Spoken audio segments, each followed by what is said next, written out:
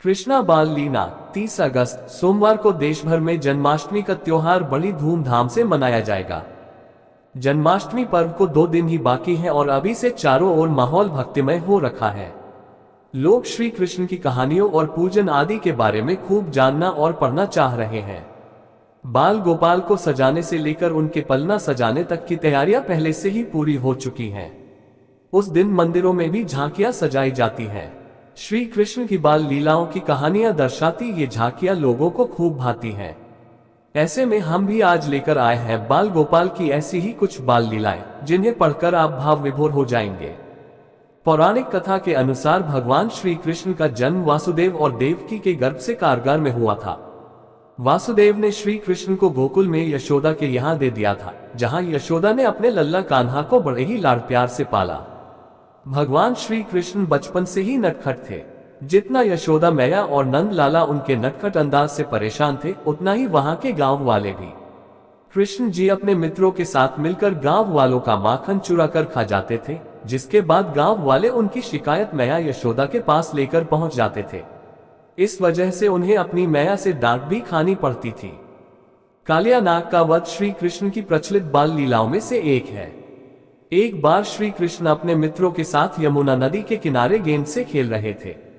अचानक गेंद यमुना नदी में चली गई और बाल गोपाल के सारे मित्रों ने मिलकर उन्हें ही नदी से गेंद लाने को भेज दिया।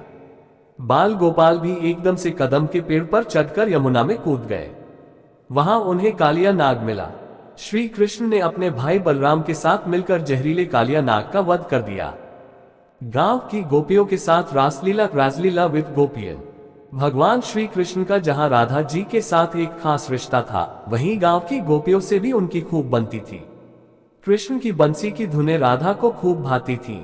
पूरे गांव में राधा कृष्ण की रासलीलाएं खूब चर्चित हैं। किसी भी तीज त्योहार पर खूब नाचते गाते दिखाई देते थे। गांव की गोपियां भी श्री कृष्ण की बांसुरी की खूब दीवानी थी। श्री कृष्ण का आकर्षित चेहरा एकदम से गोपियों को अपनी ओर आकर्षित करता था, जो कि पूरे गांव में खूब प्रचलित थी।